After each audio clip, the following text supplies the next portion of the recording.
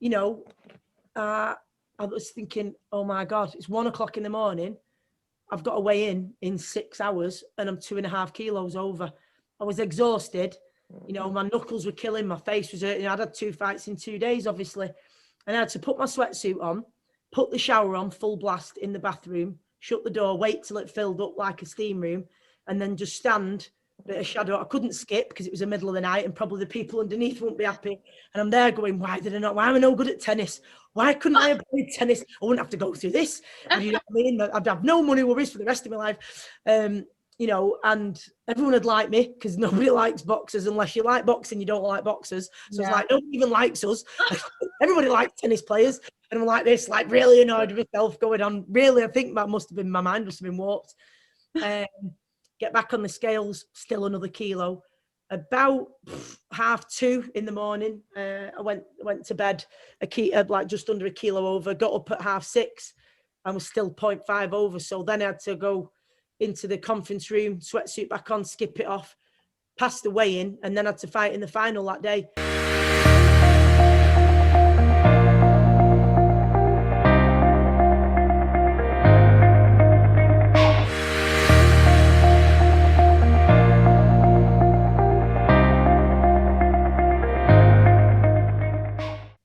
Hi, welcome to Unapologetically You with myself, Tulse, and I'm pleased to welcome a guest host. All of you know him as Pixie, Nitesh Patel, and I wanted to introduce you to another phenomenal guest. We are so lucky to have her here.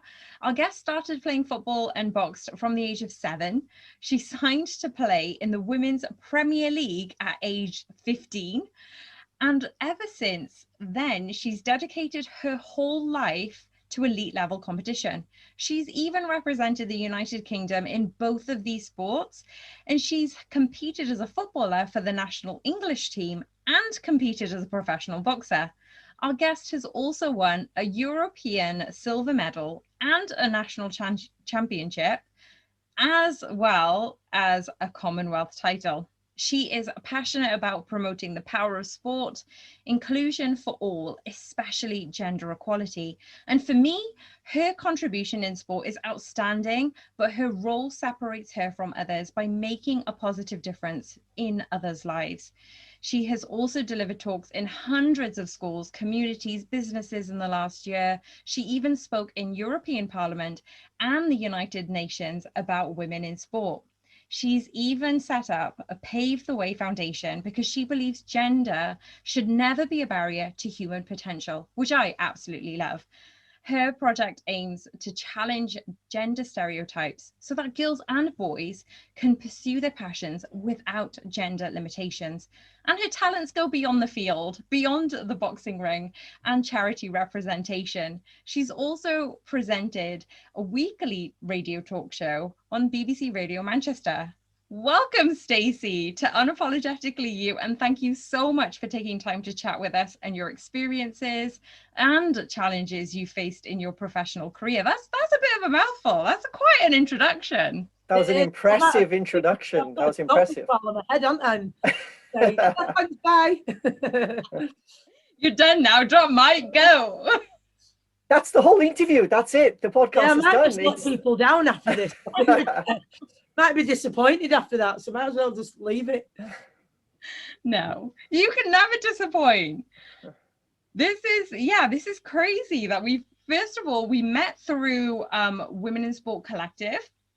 So it was really, really nice to kind of have a small area that we can short introductions with one another. And as soon as I heard your backstory, I was like, I've got to know more. And Pix, don't you agree? Like her backstory, like absolutely. We haven't gone into the depths of anything yet.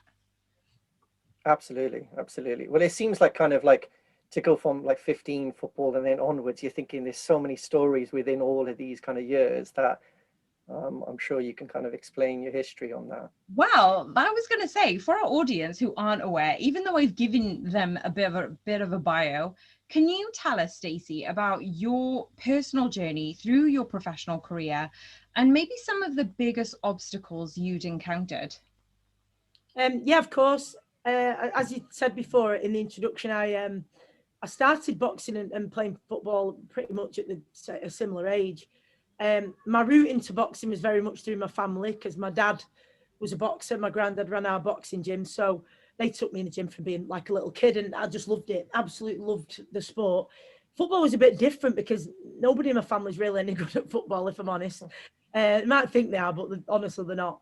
And that was just from being at school, at primary school, and everyone was playing like in the playground at playtime and lunchtime. And I just thought, I just really want to join in. I don't know what it was that attracted me to it, but I just wanted to join in. So I was about the same age. I would say that the first difficulties that I came across in both, in football, it would be that I went along to the primary school team training session, and I got picked for the team, and we had our first game. Now at the time, although the ban on women's football had been lifted in this country, the Football Association, the FA, didn't yet officially recognise it, and they didn't, in fact, until 1993. So at that time, they had a rule that you couldn't play with the boys, but there was also no structure in place whatsoever for girls' football. So really, it was very difficult to play unless you played in a boys' team. So I went along for the game, and the whistle went, and we were playing in this game, and it was just the biggest thrill to be like actually playing in a real football game. Having watched it on TV and all of that, it was just so exciting to be playing. And then it was, I don't know how long, but not far into the actual game, and a coach and a parent on the other team sort of started shouting, that there was a girl on the pitch and get her off, she shouldn't be on the pitch. And that was it. I was made to leave the pitch, and it was a really awful feeling. I remember. I don't remember, I couldn't articulate it that well as a 7-year-old, but I remember feeling pretty awful, and thinking there's something wrong with me. Now, at that point, that a lot of the contact that I get from parents is where their child, male or female, but predominantly female, has had a similar experience. They've given up the things that they love to do. And fortunately, that just didn't happen for me. I went home and said to my mum, you're going to have to cut my hair short. Like, I need to pretend to be a boy so I can play football. And I don't know where that came from, but that was my drive. And that's what we did. It did lead to problems with kids saying, why do you want to be a boy? But I didn't, of course. I just wanted to play football. And at the time, that was the only way. So that was the first time I was aware that being a girl was a problem in football. In boxing, I was 11 because I did everything the same as my little lad mates in the gym. Obviously, I was the only girl, but we did all the training together, went to all the boxing shows together. I just absolutely loved it. And when we got to the age of 11, when you can usually start boxing, we went to my granddad and we're like, oh, we're ready to box. And he said, okay, we'll get you carded. We'll get it all sorted. And then he just looked at me and he said, you can't box, kid. And I said, what are you talking about? And he said, it's illegal for girls. And I said, what? And I just remember thinking it was the weirdest thing I've ever heard, that you couldn't do a sport because of any reason. You know what I mean? Like, whether it's whatever it is, race, gender, where you're from, anything. I just thought that's really weird, because sport to me was where I felt myself. It was where I felt happiest. So for it not to be even legal for me to be there was just so very weird. But that's how it went. And then, I guess I knew from then it was, it was in football, there were ways around it. And, very quickly, once the FA got involved, there was a lot of opportunities for girls in football. But in boxing, I knew that was pretty much a door slammed shut at the time. So it was really disappointing. And how did you overcome those obstacles in boxing? Tell us a little bit more about some of the inequality and competitions you had to face. Well, in boxing, I went right into football after that, and funnily enough, it coincided that a short while after that conversation in the gym, I'd watched The Karate Kid, and I was trying this move. For anyone who's seen Karate Kid, they'll know it, the crane. So I was trying the crane, but I tried it on the banister at the top of the stairs, which it was where I really made my mistake. And I very, very quickly fell down the stairs, and I broke my shoulder, so right here across my arm. And I couldn't box for like 3 or 4 months while it healed. So I just remember strapping loads of, masking tape around it, like a big sling, and playing football. And just around about that time, I got to hear about the first girls team that I'd ever heard of down the road from me. And I went to my first training session. It was just incredible. The feeling of seeing because I had mates who were girls at primary school, but they were doing stuff I didn't relate to, like things with elastic bands and hopscotch and getting married and stuff, and it just wasn't for me. I just wanted to play football. And then I got to this first training session, and here was like my tribe, just all these little girls who were just like me, shin pads, all the football kits on, talking about the latest football boots and the latest football games that were on, and I was like, oh my God, here's my people. And it was an amazing feeling. And then from there, you know, my career accelerated quite quickly in football. And as you say, at the beginning, I was 15 when I signed in the Premier League for Tranmere Rovers, which was about an hour away from me. So it was unusual at the time for players to travel that far.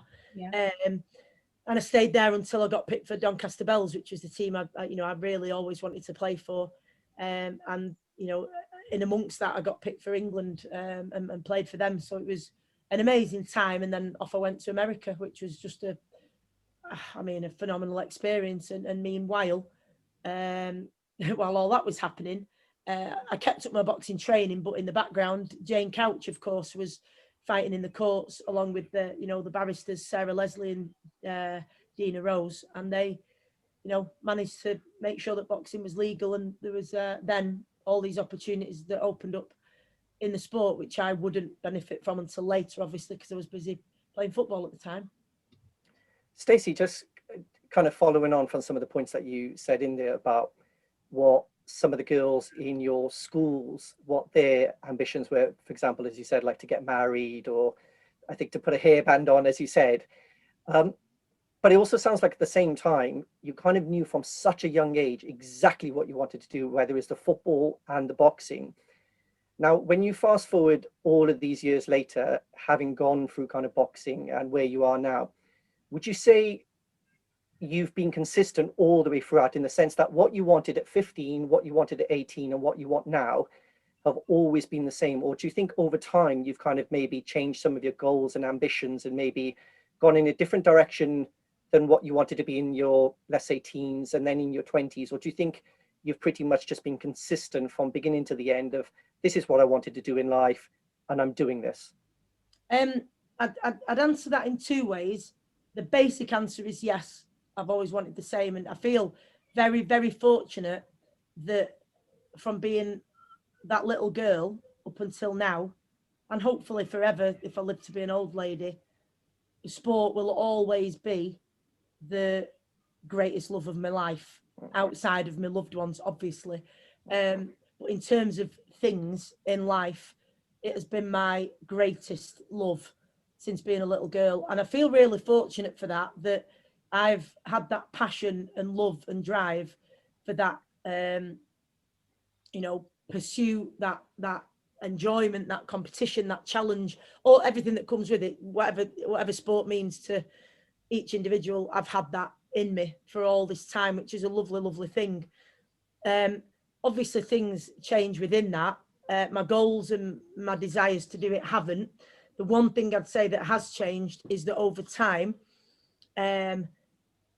what happens beyond the field of play has become very, very important to me.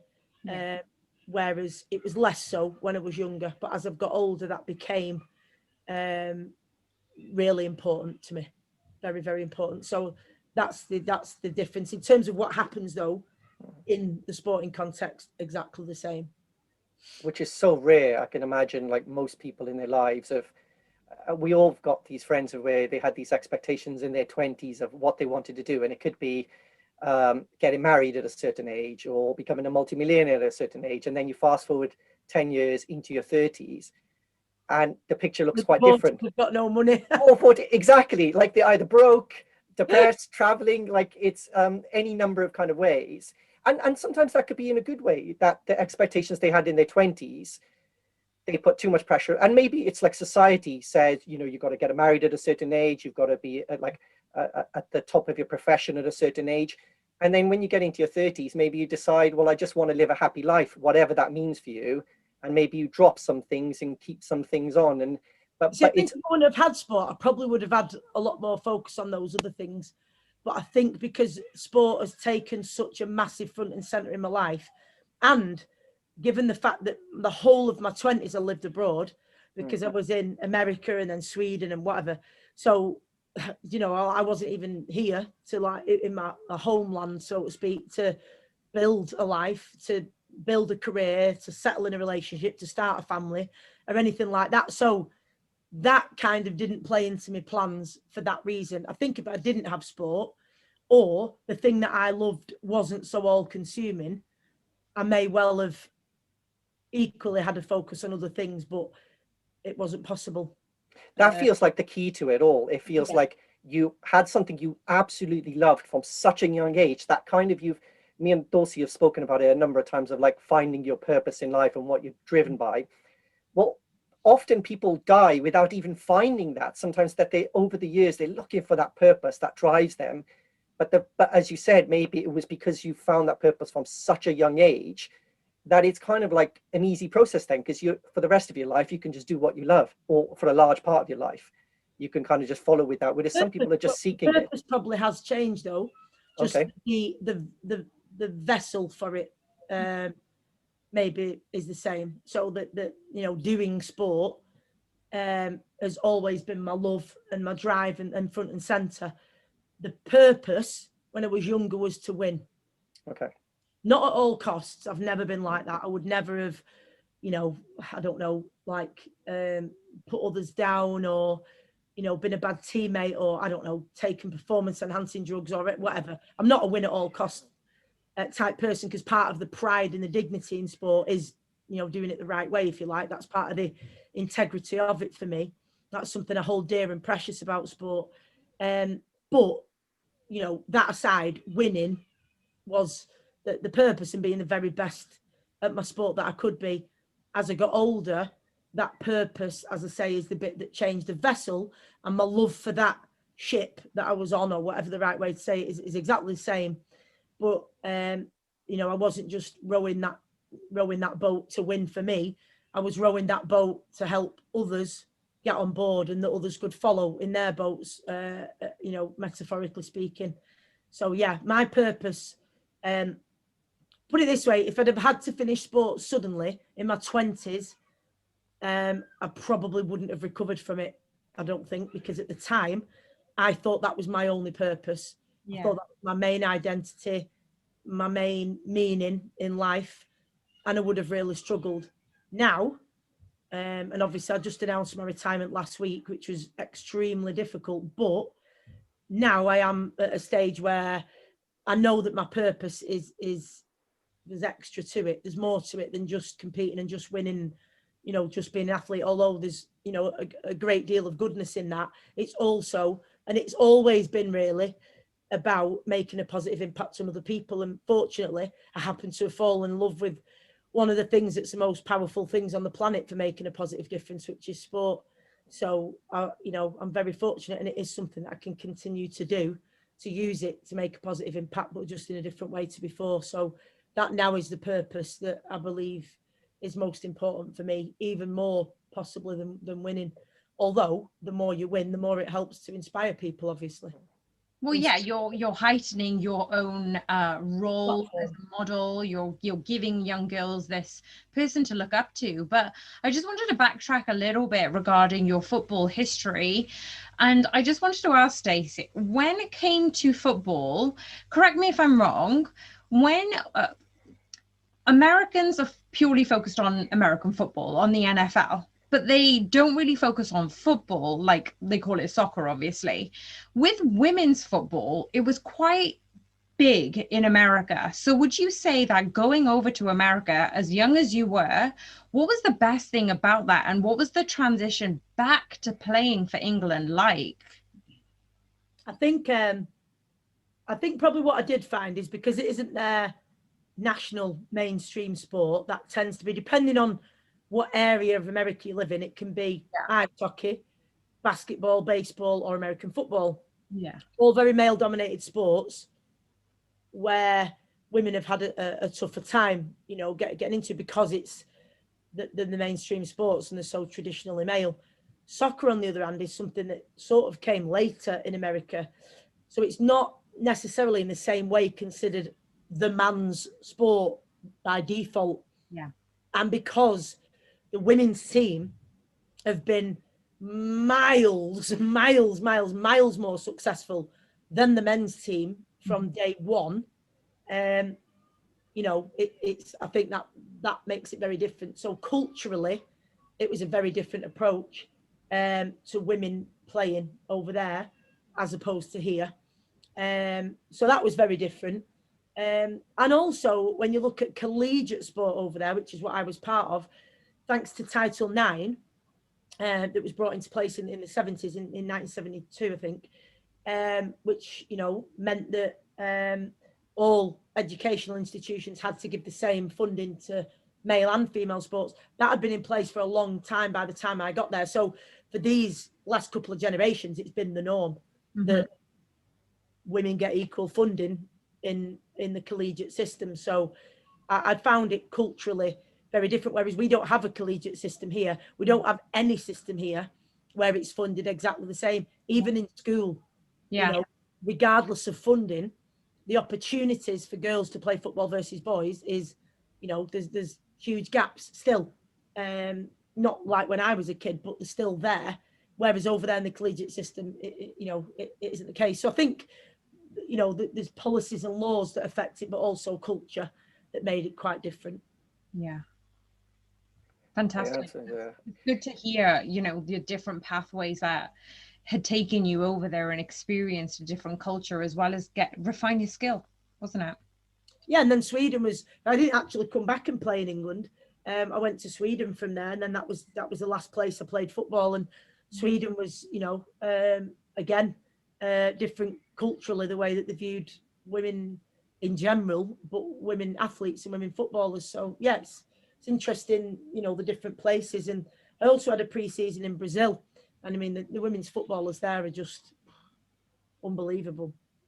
So how many years were you kind of, what age, because I know you said it, like you left the country at like such a young age. Was it like continuous years and years away, or was it like 6 weeks of the summer? And like, how many years were you away for? I was 21 when I went to America. I was 20, well, I was just about to turn 22. I was about 28, I think, when I came back, because I stayed on for a bit in America and played for the semi-pro league in Dallas for a bit after graduation, and then went straight on to Sweden. So in America, I'd be there for like a few months at a time. I'd come home for 2 weeks at Christmas usually, and like 4 or 5 weeks in the summer, something like that. Did you ever pick up an American accent then as well along the way, or you didn't do that? No, never. In fact, it was sometimes when I used to be there, and used to go like, "Oh my God, you sound like Hermione." Like, I definitely don't sound like Hermione. Like, no, honestly, nobody in Harry Potter sounds like me. So it was interesting, like working out the accents and that. But that's all part of the fun, isn't it? When you go away, and there was some, you know, big cultural differences. Certainly in the first place I was in a very, very small town in South Carolina, and it was very, very different for me. You know, a huge emphasis on Christianity, which I'm not used to. A lot of Confederate flags, which, you know, made me feel sick. And it's a different, not that there isn't racism here, but it did feel far more blatant there, and it wasn't something that, you know, that I'm used to. I come from a very, very diverse area. You know, we've got a lot of sort of different people in our family from all sorts of backgrounds. You know, my cousins, their dad's Jamaican, and so it's just something that I've grown up with. So I found that really difficult as well, which you don't think about when you're going away. You just think, oh, I'm going to play football, and that's it. You don't think about anything else until you get there, and you're like, wow, this culturally is very different to Manchester, you know, which is mega diverse. It's, you know what I mean? It like I say, religion isn't, if you are fine, but nobody kind of, you know, shouts about it. And on the first we got this new coach, and the first day I didn't know the Lord's Prayer before the game, and he was really sort of difficult about it. And I was like, I don't do the Lord's Prayer. And he like looked at me like I was, you know, an alien or something. So yeah, it was very, very different. In England, you would never get a footy team saying, let's do the Lord's Prayer before the game, you know, just people would go, what? So it's very different, which is part of why it's good to go away if you can combine, you know, being able to combine the thing I loved with experiencing different cultures was very eye-opening and educational, but it's a great life experience as well. But Especially when, yeah, sorry. Sorry, I was just going to say, it seems like your awareness of gender inequality and obviously experiences with those barriers, as well as heightened perception around inequalities, it was already quite high at such a young age. And then to be exposed to such a diverse area and people, it just heightened that perception. Do you think that that's why you were so adamant? Is that why you wanted to represent all these different areas as an adult? Is because of those experiences as a child? I definitely think it's a lot to do with the experience. And I think, obviously, we all appreciate that, you know, like within this group, there's loads of diversity. I don't know if people won't be able to see, will they? But there is, you know, and I know that sort of, you know, from your point of view as a male, you can't know what it's like to be a female in every circumstance, but you can have empathy and you can think what those situations might be like. I don't know what it's like to be, you know, I've never been anything other than white, obviously, and I don't know what it's like to be a different race in that country or this environment or that community. But I think possibly, not always, just for me, having that experience of being made to feel less than and treated in that way because of something that I couldn't do anything about and wouldn't want to do anything about because I was happy being a girl. But when I started to get called shim and she-male because I didn't fit, you know, the society's definition of what a girl should be and certainly not what feminine should be, it really caused me to feel like there was something wrong with me. And I felt like a freak or a weirdo. That bit, I think, if you're that kind of person, it won't happen for everyone, but if you're that kind of person and you're deeply passionate about social justice, you can try and understand. You'll never know, but I can try and understand what, therefore, it's like to feel like that because you've got a disability or because I'm a heterosexual, but I can imagine what that might be like when you're judged in that way because your sexuality or your race or whatever it is. So I think for me that did help because I knew it was something that I spent all those years thinking there's something wrong with me. So I think people don't understand the massive impact of that when you are told again and again and again, not always directly either. It doesn't have to be somebody saying you shouldn't be playing football. That did happen to me, and saying, you know, it's not legal for you to do a sport. You know, there's the blatant stuff, but then there's also the subtle messages in society. And that's why you can get to a point where it's really hard to rise above that. And you know what I mean? And I think that's been my lived experience. And that's where I'll give you two examples of that transition, let's say. So as a 16-year-old, when I got my first England call up, which is just about the most amazing feeling in the whole world as a 16-year-old. And I think anybody, no matter what they achieve in their life, that first international call up, whether you're 11, 15, 20, whatever, even if you go on to be the most successful athlete in the world, it's special because it's your first one. And I mean, I know they get an email now, but you used to get a real life letter back then in the post. And of course I got it, and it had the 3 lions on it. And oh my God, it was just the most amazing feeling. And I worked in like a factory type wholesaler's place at the time. Anyway, so I go in and I go to my boss and I said, I need a week off. He said, what for? And I gave him the letter and I'm like stood there. I'm like really, really excited. And he just didn't say anything at all. And I was thinking, all right, this isn't the way I saw it happening. Yeah. And he said, so you want me to give you a week off to play for a women's football team? And I said, well, it's the England women's football team. And he laughed and he made all these jokes. And it was just, I couldn't believe it. And I said, can I just take it unpaid? It really means a lot to me. Well, if you must have signed it. And honestly, I left that office feeling ashamed, really. I felt like an absolute idiot for thinking it was such a big deal to play for not the England football team, but the women's England football team. And I then knew there was a very big difference to everybody else. And sadly, it made a big difference to me. And that's why now, I know we can't change every person like him sat behind a desk. Hopefully he's evolved a bit now, but he might not have done. Yeah. And I can't give too much energy to that because it might never happen. But what I try and see my role as is every person, particularly young people, who come out of an interaction like that, whether they've been made to feel that way because of race or class or background or whatever it might be, made to feel less than, that they can come out of that interaction and still feel proud of who they are and what they do, despite the negative attitudes of others. Because I didn't. I internalized that. I didn't tell any of my colleagues I was going. And I remember getting ready when I was there and thinking, this just isn't the same. It's not the England football team. And just constantly thinking, what an idiot for thinking of it. Totally took it on board. And this is the gravity of those comments that are made, subtly or directly, that it's like the death by 1,000 cuts, isn't it? One of them on their own. And this is the problem on things like Twitter. They go, oh, it's only this, it's only that. Yeah, to you, because you've just read that quick comment. You're not this all the time. Yeah. You're not this colour all the time, or that sexuality all the time, or this gender all the time, you know, trying to do something that goes against the status quo. When those things are constant, when I feel after other, it has a significant impact. I didn't have, and I don't know about finding your voice thing. I just didn't have the toolkit with which to deal with that problem. I couldn't fix that problem. I didn't have the tools. But fast forward 20 years, literally to when I was 36. So yeah, it was 20 years.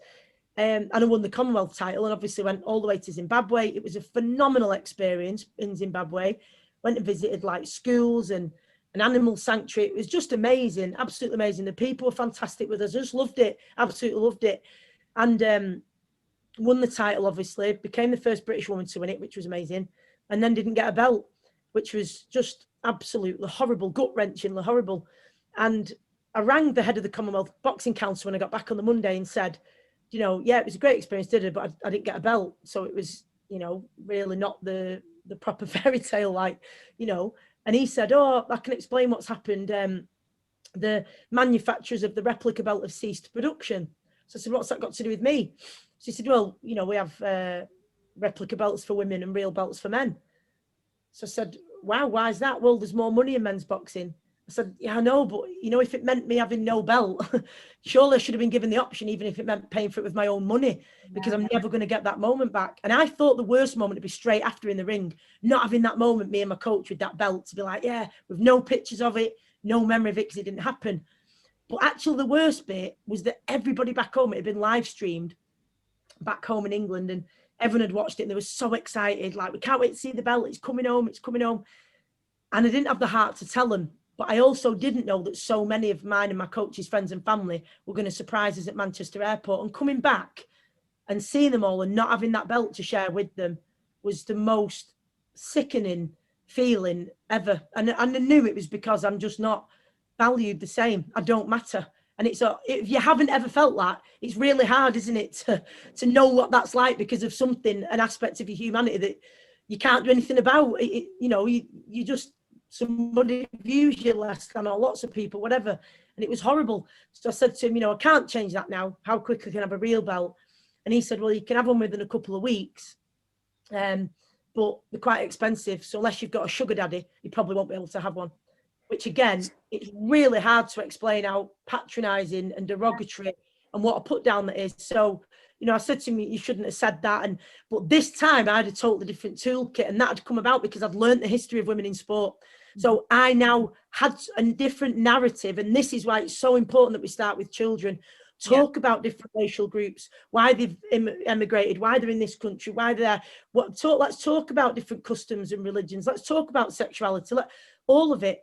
Because when I learned about the journey of women's sport and didn't only have the lens of only comparing it to men's and being told you're not as good, they're not as capable, and believed it all because I had no other narrative. When I then had that toolkit of actually, we've gone from being banned from marathons to now running ultra marathons and doing incredible things, totally different. So that toolkit was in place, and we kept the conversation going, obviously. And then by then I believed in myself and I believed in women's sport.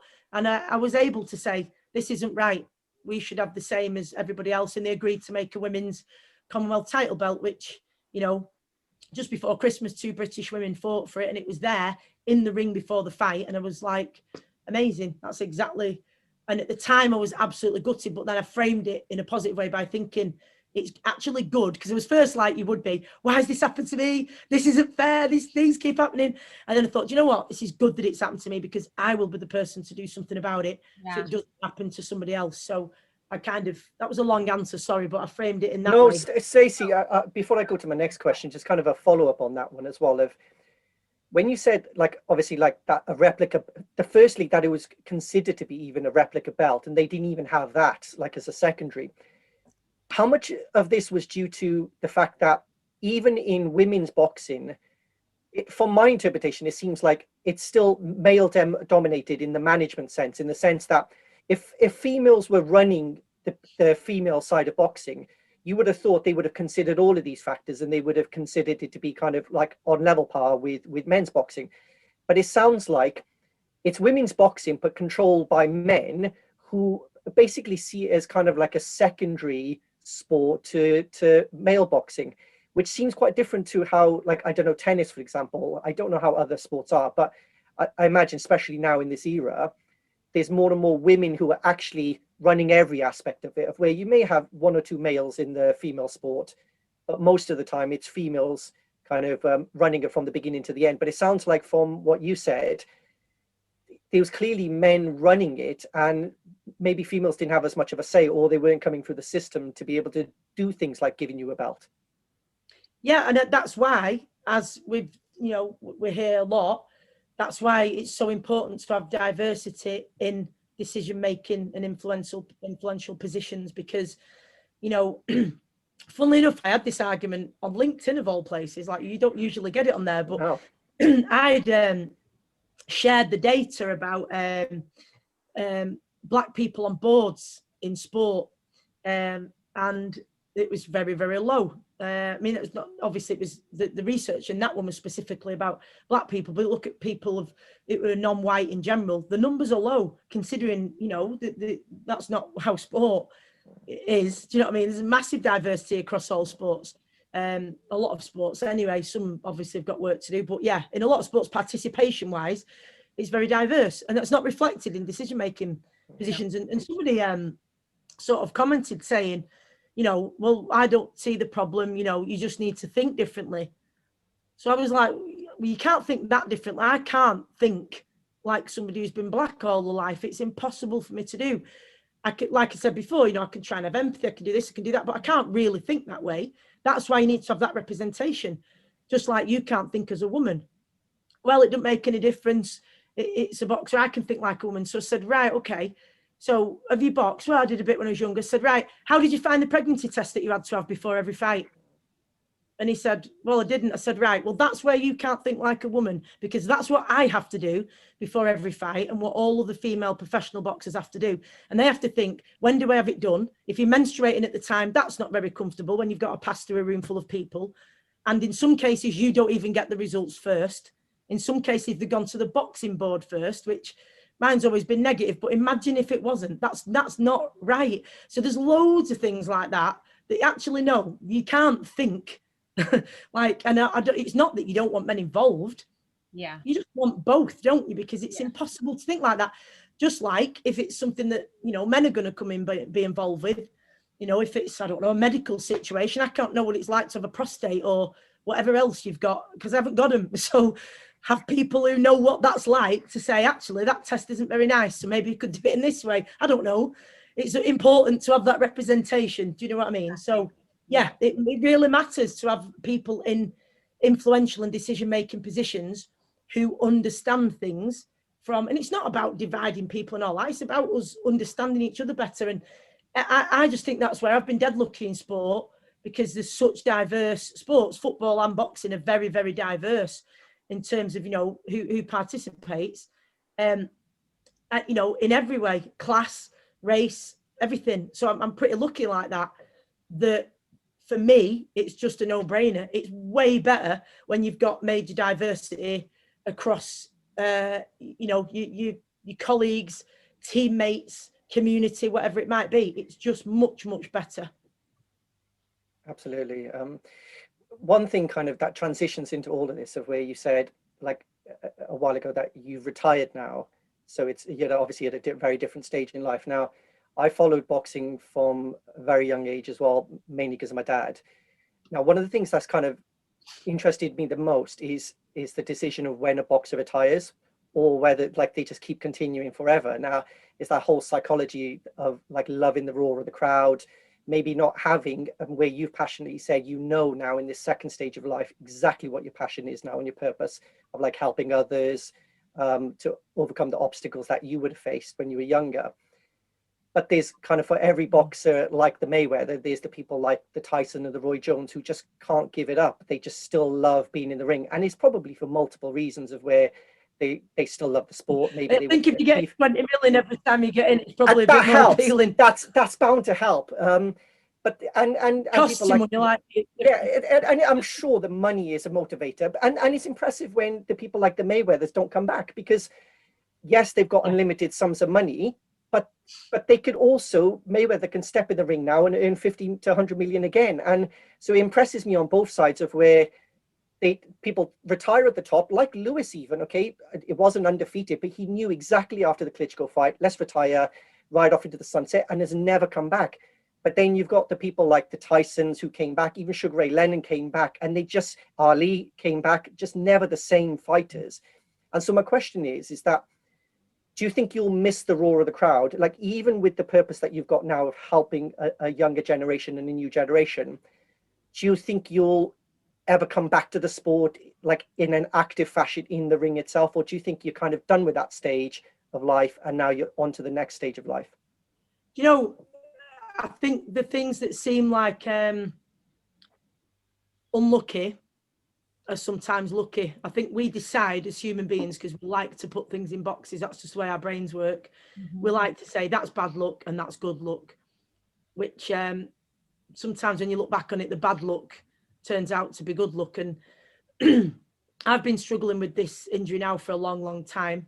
I mean, multiple injuries because I've been doing sport forever, but certainly particularly with my right knee, because of the years of football, and I've had 9 surgeries, 12 broken bones. I've had a lot of injuries, and my knee, I've had all of the cartilage removed in that right knee. So I knew I was on borrowed time with it. I've tried everything over the last 2 years. I've had, you know, blood drawn and plasma put back in my leg. I've had my knee drained. I've had cortisone. I've had orthotics. I've had surgeries, all sorts of things. And the truth is that, you know, the last 3 camps that I went into in the last 12 months, I ended up on crutches after every one of them, and in a lot of pain. It was worse each time. It was harder to come back each time. And when I saw the doctor, I knew last summer that I wasn't going to be able to. I was just waiting to announce it till I felt ready. Turns out I didn't. So it's just a matter of, right, I just need to get it done so I can have that bit of closure and start to try and move forward somehow. And when I met with the doctors and they did the scan and they said, your knee is, you know, it's going inwards. It's basically going to collapse eventually, for want of a better description. And I'm going to need major surgery to have any chance at having long-term mobility. So number one, I knew there was no way I could get through. Once I saw the scan, I knew there was no way I could get through another camp, a full camp, to box at the level I want to. And secondly, I know my long-term mobility now is massively in jeopardy.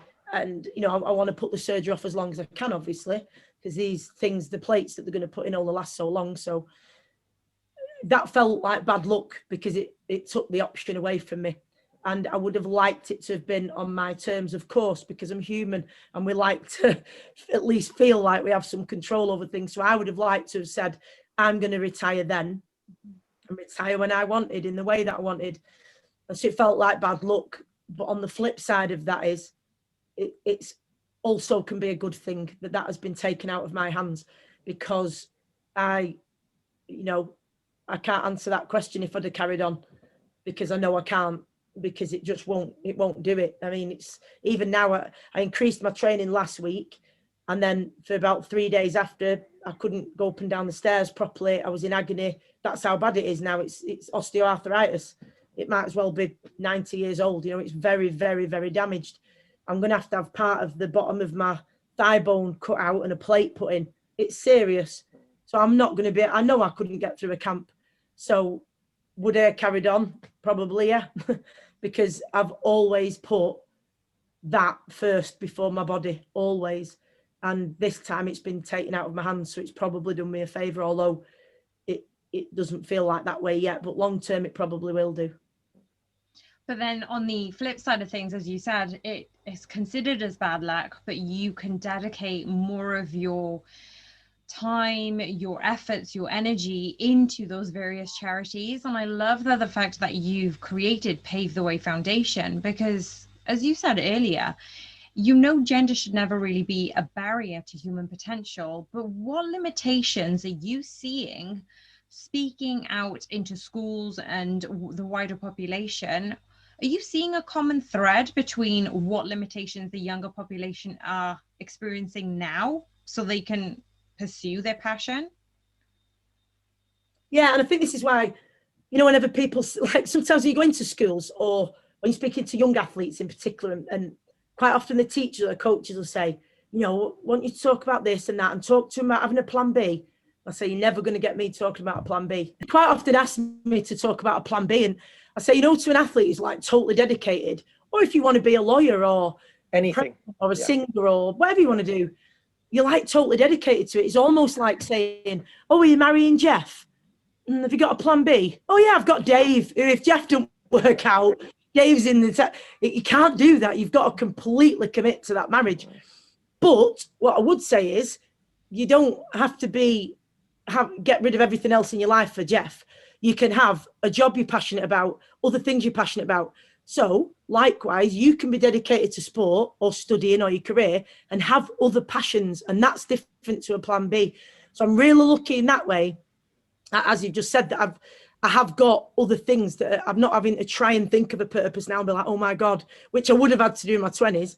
Now I've already got those other meanings and passions in my life that I'm already following. So, and yeah, I think you're right that, do you know the big thing last week after announcing retirement? Honestly, it was like jumping off a cliff and thinking, I don't really know where this parachute's going to come from, because it's so scary being without that thing that has been front and center every day. I mean, honestly, it's what I've thought about every morning when I've got up, every night before bed. It's sport, sport, sport, or what my next competition is. My whole life pretty much has revolved around sport for as long as I can remember. So thinking it's gone, it's like, oh my God, who am I going to be? What's like, do you know what I mean? It's just really difficult. And that's without even talk about, you know, what you were just mentioning, like the adrenaline, and there's nothing like the competition of boxing. It's so all consuming, it's intense, there's a full focus, you know, getting ready for a fight. It's the most unbelievable nerves and personal challenge you can ever take on. And then you get to fight day and you've got to get in there and fight against this other human being. It's like electricity through your veins. It's phenomenal. Nothing will ever be like that. But the hard thing is thinking, will my life never be quite as good ever again? And that's a horrible thought, especially for someone who loves life. And I think gradually you have to think, nothing will be like that, but it doesn't mean it won't be good. There'll be other things that maybe will be good. And the big thing has been the amount of messages I got that were not about sport, that were people saying, you've had a great career, or I remember this goal, or I remember you playing that game. But it was always added with, or just purely focused on, my little girl, da da da, or I remember when my little boy met you, or thank you for helping with this age ago, you inspired me to do that. Stuff I didn't even have a clue about, some that I did, some that I didn't. And it just reminded me that sport has always been about more than just, you know, winning or competing or whatever. It is about that, about making a difference to other people. And I've got to find a way to still be able to do that. And like you say, you know, maybe now I can really commit a lot more of myself to that now that sport's not going to be as demanding in my life, because you can't plan anything when you do sport. Dulcie and I have spoken. You just get 8 weeks notice and they go, right, you're fighting. You can't, do you know what I mean? It's not, obviously once you reach the very top level, you decide, right, I'm just going on holiday now for 5 weeks. But when you work full time, you can't just ring, you know, so I've had my fight now, I'm off to Dubai, I'll see you whenever. And obviously the top fighters can do that, but there's not quite that. I've missed the money every time. I missed the money in women's football and missed it in boxing, which is fine because it's not why I do it, but it does give you a lot more options, that's for sure, to rest and recover and stuff like that. But Dulcie and I have spoken a lot about kind of together, and I think we may have done it on podcast before, of like that purpose and that plan B thing of where it's not so much following a profession or following your hobbies or whatever it is for the end result, for like the belts and all the success and the roar of the crowd. It's just the every day of doing it. Sometimes it's just the love of the passion of doing it. And I think when a teacher says, think of plan B, it's kind of like they want to avoid that child having disappointment in the future if they don't reach that kind of goal, whether it's like, again, millions by a certain age, top of the profession, top of the sport. But actually just even if you don't, for example, win a belt, just doing what you love is a life fulfilling in itself, where even if you hadn't maybe reached all the heights that you had, you were still at the base level doing something you're absolutely passionate about. You've always wanted to do it. You're already winning at that point. Then you've already found your purpose. So and no one needs a plan B just to do it. Like, you might need a plan B if you want to avoid disappointment in not getting the end goal, but just like being self-employed, whatever people are, you can gain satisfaction in just the day-to-day, getting up in the morning, going training, like just that act itself, if you're doing something you're passionate about. Yeah, and I think it can happen. Do you know what's been really interesting is through public speaking, learning the parallels between business people and business in general and sport and sports people, because I wasn't interested in speaking in businesses, to be honest. I've always gone into schools and community places, and people had asked me about going into business. I was like, no, they're all about money. They're all about profit. They're not my people. I don't like them. And that was it. And then it's totally changed the way that I think about it now, because I've been into so many companies for a start who really genuinely want to use their platform to help and make a difference to local communities or to their own staff, or, you know, who are actually about stakeholders as well as shareholders. And they genuinely are. So that's made me a lot more optimistic about the corporate world and business and everything. But the very first one I went to was like this just unbelievable company who do all finance stuff that I didn't understand. But every single woman there looked like, do you know what I mean? Like perfect, like the clothes fitted perfect. They were, you know, and there's me in my tracksuit. I was thinking, oh my God, what am I doing here? And I was thinking, I've made a massive mistake. Like these are like, do you know what I mean? They're not like me. They're different, you know. And I just gave my talk, and I was just, you know, it was different back then because I hadn't, you know, it was a few years ago. And I just gave my talk and was honest and authentic and all that. And it was just amazing afterwards. Like, they all came over, and I just forgot really that they were, you know, they weren't any different to me. You know, they did a different job. You know, they were, you know, they earned a lot of money doing what they're doing. They were very intelligent. They were very, you know, corporate and well presented, but that was it. You know, they were just like me. They had passions as kids that they wanted to play football when the kids and didn't get the chance. They were, you know, mums and daughters and sisters and aunties and whatever. And there was loads we could relate. And it totally changed my mind. And I thought, what was I thinking? But it can happen like that. And since I've been in loads of businesses, I've realized the parallels, the amount of people who say, I thought that getting that big corporate job and getting the promotion and getting all the money, and they get there, and then they're desperately unhappy. And that's what's dead sad, isn't it? That we do sell this in society. Yeah. If you get this in this, you'll be really happy. Absolutely. And then people get there. And I think what's really hard is that they think they're not meant to feel unfulfilled then. And they're like, yeah, but what's happening? Because I've got this job and I've got this income and I've got what's not, and it's like a paradigm shift for your brain to say, oh, this is, so actually it can happen a lot in different ways in the corporate world as well. So there's so much that's relatable between sport and other areas of life. It's incredible, really. Like that's a really, really good example, because me and Pix talk all the time about pursuing our passions and actually going outside of the paradigm of, you know, go get a job in this industry, have settle down, have kids, and eventually we want to do that for ourselves and have a family, but at the same time we're still pursuing and we're taking those risks, but we're still being courageous. But we've got the circle around us that encourage that type of personality. Whereas if you're circled by people who are constant naysayers, who you know, bully or even contradict what your ideas and passions can be, it can be really difficult for children especially to be told, nah, that's you know, stop dreaming, or that, you know, that's not for you, have a stable job and things like that. But that kind of leads me to my quick fires. So we're coming to towards the end of the podcast, Stace, and I really wanted to ask some quick fires for you. Okay. We talked earlier a little bit about we wanting sport to have much more of a diverse, inclusive representation across sports. We know that's not happening at the moment, and we know that there are still gaps in there. Hire women in more leadership, elite positions, you're going to get more women coming through the ranks. But what barriers are you seeing that are still in place that need changing? Are there certain things that are kind of like warning lights that you see at the moment that kind of you think those are the things that we need to change first? I think there's loads. I mean, there's never like a couple of things. I think the language that we use is really important. I'd really love it if girl stopped being an insult. You know, I'd really prefer it we didn't use it as an insult, because it's such a strong message to little boys and girls. If you call a boy or girl as an insult, it's not great, you know. And these are things we don't even notice, because we're that used to it, we don't even notice that we're using that as an insult. So I think language in terms of tomboy, I think I just love to eradicate that, because even now people say, "Oh, you're still a tomboy." Not really, no. You know what I mean? I'm a grown woman. I'm a professional athlete. I've dedicated my whole life to it. And if I allow that label to be used for me, it undermines who I am, what I've done, what I've overcome, what I've achieved. It's just a label, and that's the danger with it. And then, you know, I think when we talk about sport, we should say men's and women's. I mean, people say, just say, you know, whatever team, but you probably do need to specify, but we should do it for both. And we don't. We say, you know, the England cricket team, and we never mean the women's. It's always and that, what does that say? That there's that one, the proper one, and then the other one.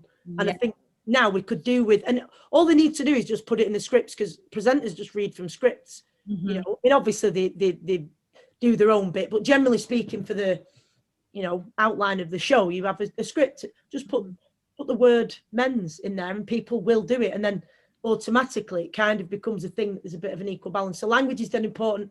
Exposure, obviously, this chicken and the egg thing that's been going on for years.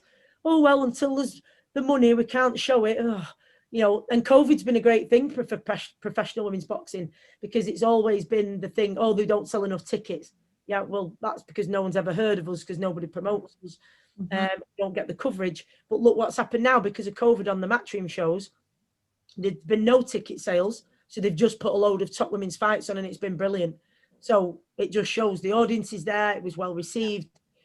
And we've seen it time and time again. When it's put out there, it's very popular. So yeah, coverage is dead important.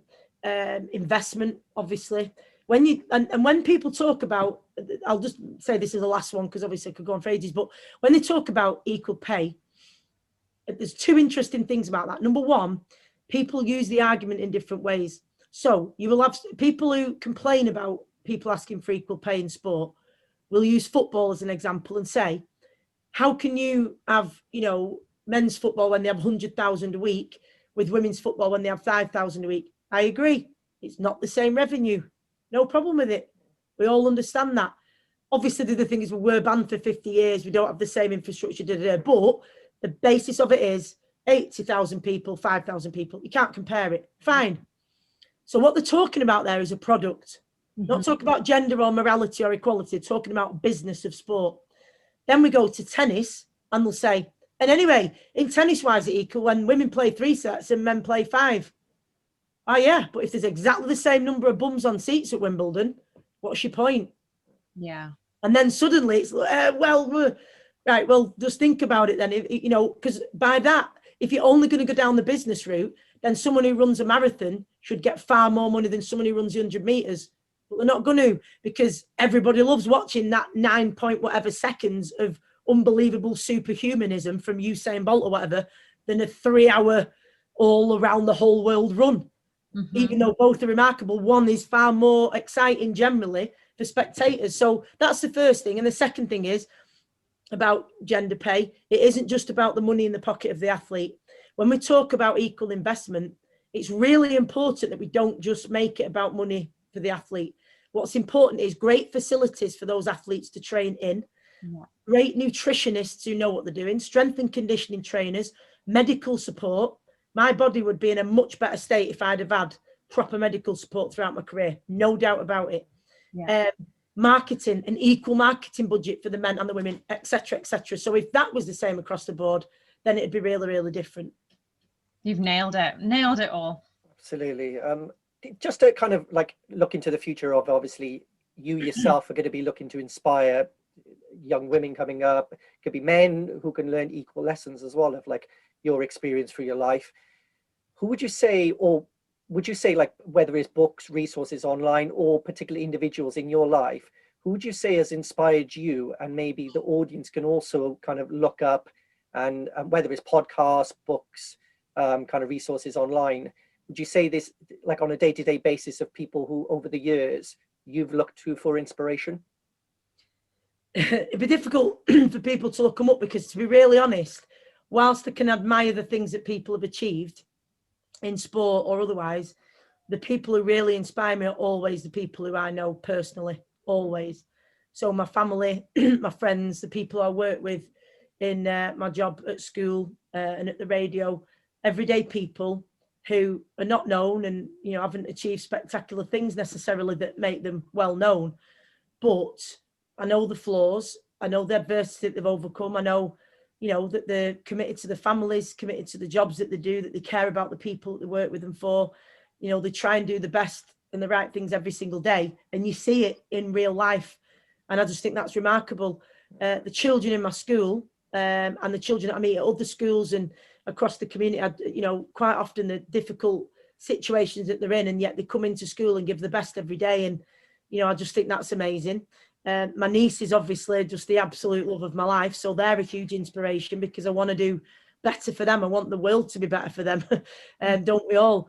So they're a massive inspiration. So to be honest, a lot of it comes from there. And there are people in my life who are like positive petrol tanks, that when you're trying to create change in the world, whether it's just in your own family or societal, it can get you down, because it can be tough, and your positive petrol can really get low, and you need those people who you can go to who fill your tank up, and those are always the real people who I know. But obviously, that said, you can really admire the things that people have achieved on a huge level, but if I don't know them, it's not I'll just, before kind of another quick fire they'll still have, I think there was, I remember reading in a newspaper of someone was talking, I think it was a politician or someone said, who are you inspired by? And the examples most politicians give are like Martin Luther King, Mahatma Gandhi, like those big showcase examples. But this politician said, my dad. He just used his own example in his own life of an individual where he said, my dad has gone through cancer, he's had his own business, like he used real life case studies. And I think it's a shame that a lot of like celebrity culture now, that we look at these people online and think, I want to replicate what, like, the life that they're living, where you don't know any of the flaws that they've got. You've never spoken to them. But in our own lives, as you said perfectly, like our friends, family, there's so much inspiration to take from them, through the negative side of who they may be, but the positive side, like they're real individuals that we can kind of learn from. Yeah, so I think that answer's perfect. Every single day, don't they? You know what I mean? Absolutely. You know, like you know, like just my parents, like even just two people in my life, they're not together. They split up before I was one. Very, very different people. But if I think about what I've seen with my dad, he lost his boxing career really young. He got a terrible eye injury and had to finish. Like, he never got to do all the stuff that I did. And yet, you know, within a few months of his injury, you know, they got divorced because it put such a massive pressure on them. He had no future, no prospects, no money, and yet has managed to build a positive life and be a man who lives with dignity and leads by example, and has taught me so many lessons, not through telling me, but by doing and me seeing it. And then my mum, who's got an incredible work ethic and optimism for life, who's taught me life is a gift, and, you know, a massive amount of belief in me. And I'm you know, my siblings, and always, you know, rooting for us and cheering for us. And every single day, how can that not be more impactful than, you know, not everybody's got that. I know that some people have very negative role models around them and they have to go outside, and that's fine. But for me, I have got a few of them in my life. I've seen that example every day over years and years, which is far more, you know, it's just much bigger than reading a book, which they inspire you for a bit, don't they? But I wouldn't say they impact who you fundamentally are in the way that people around you do. Absolutely. I think you just hit the nail on the head again in this podcast. There's so many good insights that you've given us. But Stace, when it came to Kelly and myself, thinking about Unapologetically You, the main reason I wanted to do it is when I was working at Mercedes at the time, I was speaking to one of my friends and she had reached the pinnacle of her career. She worked really hard in engineering. She was judged because she liked stuff which not many females were into at that time. There weren't many females doing engineering degrees and looking into science, STEM subjects. And for me, I admired her because she reached exactly where she wanted to be in life, and she's not famous, she isn't publicized. And for me, Unapologetically You, all of our guests really come from, they are extraordinary people in themselves. They are doing extraordinary things in their everyday, and they're battling things nobody knows about. But for me, it was to showcase that. And it's almost like you're being yourself and you're doing the best you can, but nobody else is able to hear this or understand this because you're not famous. And it's like, well, why can't showcase people like that? And you're a bit of an outlier, really. You've gone through all the success, but really it's trying to understand what underpins you, what makes you tick. And to have a tribe like that in your hemisphere, in your area, it just goes to show how important that should be for people, and maybe make that one of the important things in their life. But our final question, me and Kelly normally ask all of our guests, if you could recommend a guest, and it could be anyone, it could be family, it could be friends, it could be a colleague, who would you like to hear from on Unapologetically You podcast? So if you could pick anyone, who would it be? I'd say, do you know what very first comes to mind is I've just been part of the Women's Sports Trust Unlocked programme for the last 12 months, where there's been 41 athletes on it. And it's just been a phenomenal experience. And I would genuinely say any single one of those athletes, because it's just been an incredible community to be part of.